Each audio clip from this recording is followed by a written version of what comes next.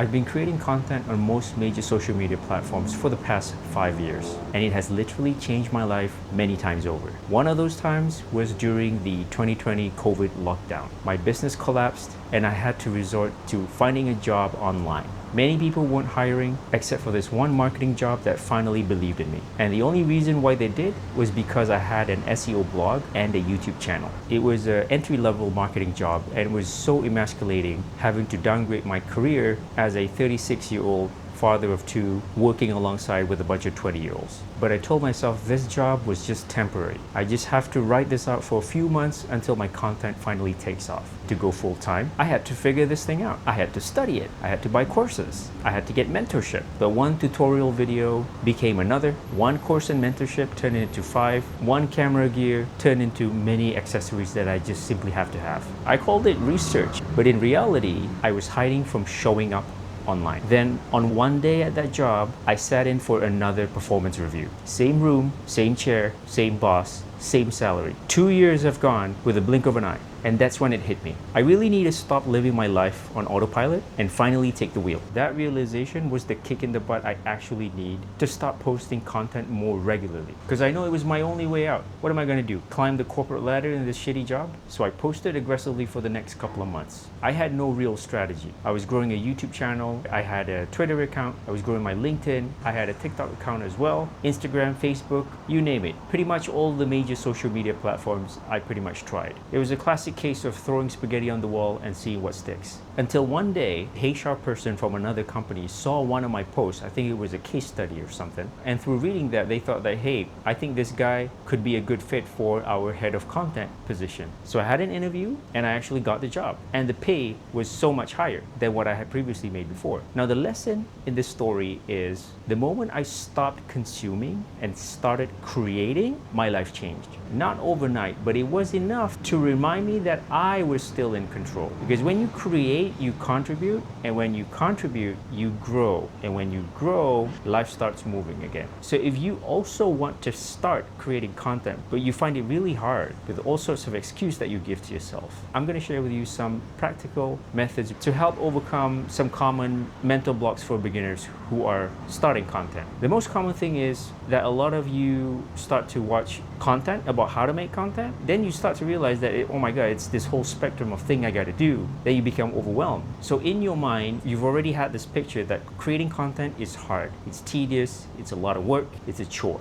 But to make content work for you, you must convince yourself, or manifest if you may, that creating content is easy, it's fun, and it comes naturally to you. It's no big deal. And one of the hacks that made content creation so much more simpler for me is to just drop all my gears. All my fancy cameras, my fancy mic, just drop it and just use my phone. Because it's just so simple and there's really no excuse afterward. The second common problem that a lot of people face is perfectionism. Now, what I mean by this is that a lot of you are experts in your field, so you want to start creating content around the things that you're familiar with. The problem with that, you have this pressure that every content must be perfect. Everything must be researched super well. What if somebody else sees you creating this content, it wasn't done very well, and they're going to judge you, or they're going to think that you're incompetent. So I had this problem too. When I started out my journey, I followed like a lot of bro marketers out there. And their advice is that, oh, you need to let people know that you're an expert, because if not, then why would people buy from you? Which kind of makes sense. But the moment you put a label on yourself, you're actually putting a lot of pressure on yourself. Nobody else is putting the pressure but you, right? So when I first started making content to promote my business, I labeled myself as a YouTube coach for business owners. And the problem with that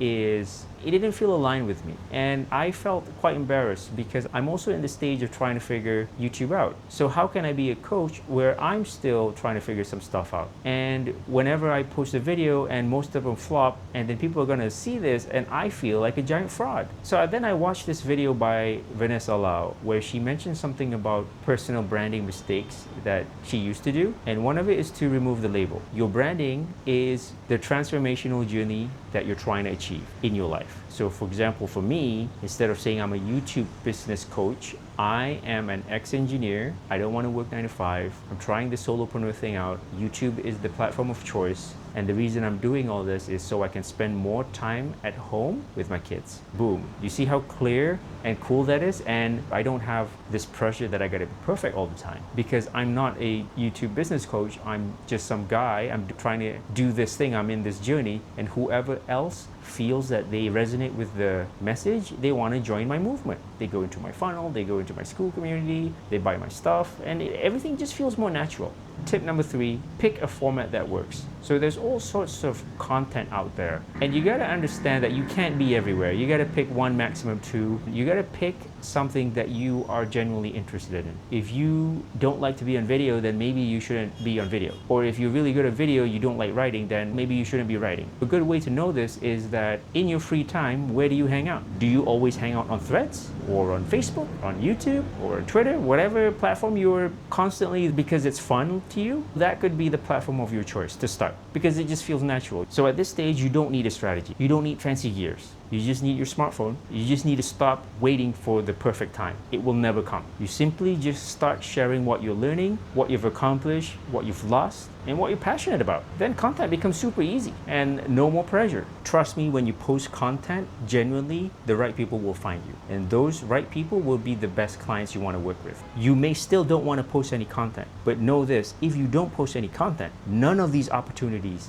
may ever happen to you. If you post content, at least you got a shot. And in this process of documenting your journey, your wins, your losses, it will add a lot of meaning and fulfillment to your life. You start to see life as more exciting. Again, you'll have more power and you feel more in control. You're no longer the pawn in a chess game. You now are the board. Make this the last video you watch about content creation today. Close this app, open your camera, and record something. Anything, doesn't matter. You just want to get started. Because if you don't start today, 2 years from now, you wish you had, just like I did.